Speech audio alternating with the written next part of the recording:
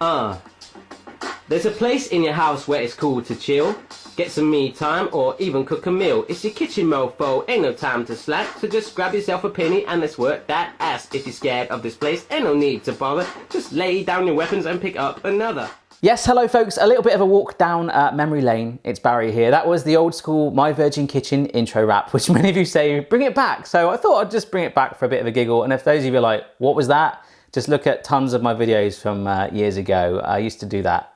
I don't know why, but it's pretty funny looking back. And maybe I'll release it as a single and sell one copy.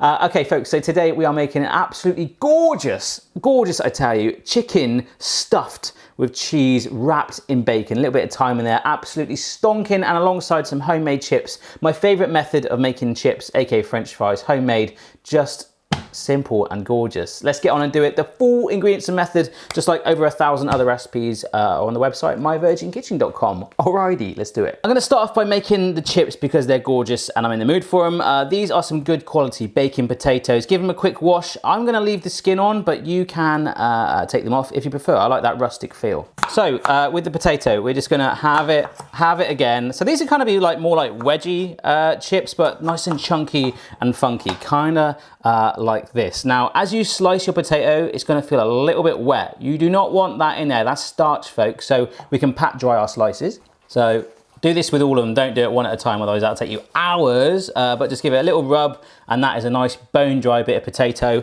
So all I'm going to do is keep repeating those steps, slicing up our potato into chips, and then just rubbing off that starch.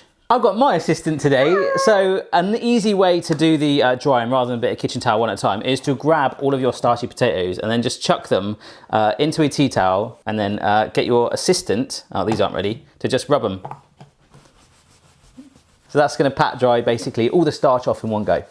Okay, so down goes our dried potato slices. It's really important that when we put them in the oven that they're nice and spread, don't overlap them. And they're dry right now, but we're going to lubricate them up. So this is just some olive oil. You could use chili oil, vegetable oil, anything you like. Actually, chili oil would add some really cool flavor for it. So we're going to lubricate this. It's going to help the salt and pepper stick to it. It's also going to help it cook and get a real nice color on there. So by acting like a glue like that, we can grind our seasoning on. So loads of cracked black pepper. Again, a little bit of a mixy mix. Oh yeah. And if you really want to go peppery, you can flip them over and do that side too. So this is a sprinkle of salt on there. So this is like that big flaky stuff that you can crunch yourself, and it really is cool. That will stick to it too. Last little mixy mix, and just arrange them so they're not overlapping each other. And they're ready to go in the oven. It's randomly just started thundering and lightning. I'm not sure if this is a message, Mrs. Barry. What do you think? Yeah, someone might be telling us something. It could be. Hopefully nothing's going to get power cut. Imagine if we get a power cut. Anyhow. Oh no, quick. This is a chicken breast, and all I'm going to do... Oh, what's that? Oh, I don't know what that was. I think it was a herb or something. I'm going to make a gradual incision, first of all, along the chicken breast. And then once you get like a little bit of an opening, you can just start to work your way through it to create, it's kind of like a fold or a kangaroo pouch. That's what we're going to call it. A pouch of chicken. Just trying to get right in there and create that pocket. Wow. That is a serious storm. That's loud. So I'm quite happy with that. We've got a nice big old pouch like that.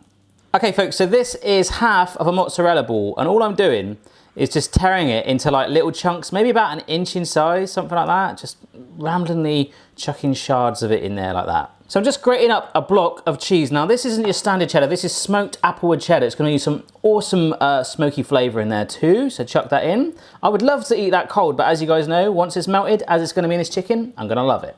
Squeeze in about just over a teaspoon of honey. And this is some whole grain mustard, so a good tablespoon of that. You could use other types of mustard, like French mustard. You could use horseradish mustard that I discovered the other day, and then use the same spoon to just mix this all together to create our filling for our chicken.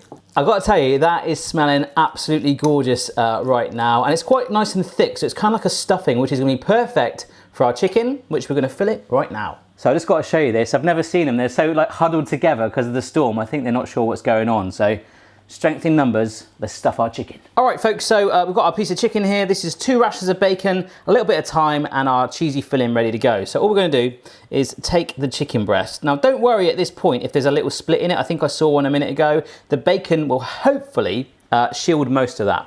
So what we'll do is get our cheesy filling. It's quite firm, which is good, so it's going to hold its shape. Don't overfill it, but also be quite generous at the same time. And the honey is actually optional. You don't have to put that in there. It's just going to give it a sweet kick. Oh yeah. This is actually my second take in doing this. The first time, oh, this is no pun intended. The first time I forgot the time, and I just forgot the time again. Mrs. Barry's just reminding me. Right, okay.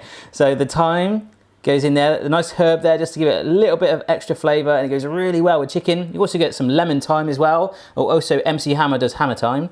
We're going to get that chicken, fold it over like so, and all of a sudden that does look like a breast again, but also a chicken thigh. So with a chicken thigh, what you could do is do the opposite of flatten it out, cram it with filling, and then roll it up with the bacon like so. So speaking of which, we'll just grab our bacon and then just roll it over like so. You want to sort of sit it on the crease, so these flappy bits at the end, what we'll do is slice those off. There we go, there's those bits done. Let's get it on a blind baking tray. Sat on there along with another one that I made earlier.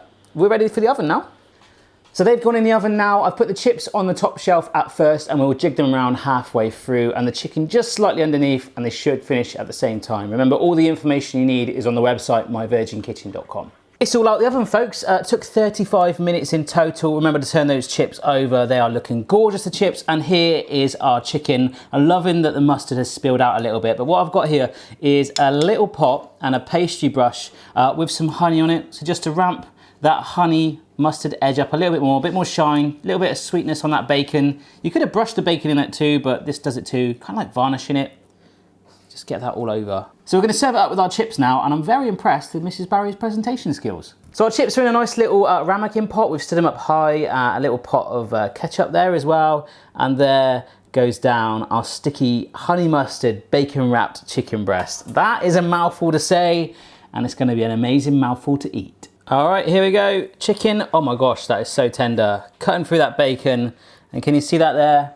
We have got that lovely honey mustard. Oh, it's oozing out. Oh yeah, the cheesy filling there. So good. Well, I suppose I better have a taste, don't I?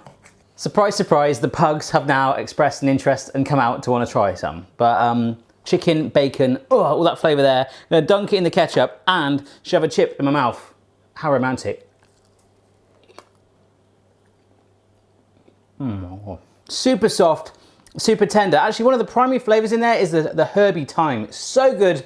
I've made it, now it's your turn. So when you try it, don't forget to send us a picture on social media. We love to see your attempts. Whatever platform you're on, we're on most of them. Don't forget to subscribe for regular videos twice a week, Tuesday and Thursday, and Sunday Fun Day. See you next time, guys. Give this a go. It is a proper stonker. My mind's telling me no.